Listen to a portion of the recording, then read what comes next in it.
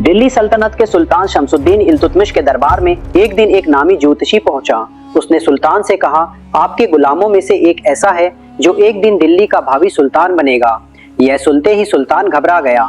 तुरंत आदेश दिया गया, दरबार के सभी गुलामों को एक कतार में खड़ा किया जाए ताकि ज्योतिषी देखकर पहचान सके कि वह कौन है। एक एक करके सभी गुलाम कतार में खड़े कर दिए गए। ज्योतिषी हर एक गुलाम को अच्छे से देखता और फिर जाने देता।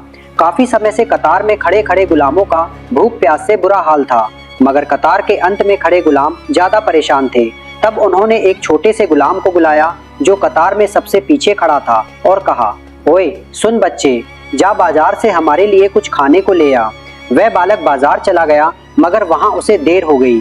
तब उसे भेजने वाले गुलामों ने उसकी जगह किसी और गुलाम को खड़ा करके ज्योतिषी से परखवा दिया। अब ज्योतिषी ने कतार को ध्यान से देखा और अचानक एक गुलाम की ओर इशारा करके बोला, यही है वह जिसके भाग्य में बादशाहत लिखी है। यह सुनते ही सुल्तान ने तुरंत आदेश दिया कि उस गुलाम को मृत्युदंड दे दिया जाए। लेकिन ज्योतिषी मुस्कुराया और बोला, सुल्तान, जिसे आप मृत्युदंड दे रहे हैं उसका भाग्य बादशाहों वाला जरूर है, मगर उसके भाग्य में आपका सिंहासन नहीं है। जिसे होना है वह तो अभी यहाँ आया ही नहीं।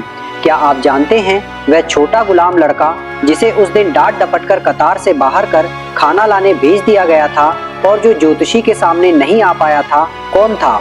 वो था दिल्ली सल्तनत का सबसे ताकतवर सुल्तान गियासुद्दीन बलबन। वाकई में कभी कभी तकदीर को रोकना नामुमकिन होता है। ये कहानी सल्तनत कालीन इतिहासकार जियाउद्दीन बर्नी द्वारा रचित तारीख-ए-फिरोजशाही से ली गई है।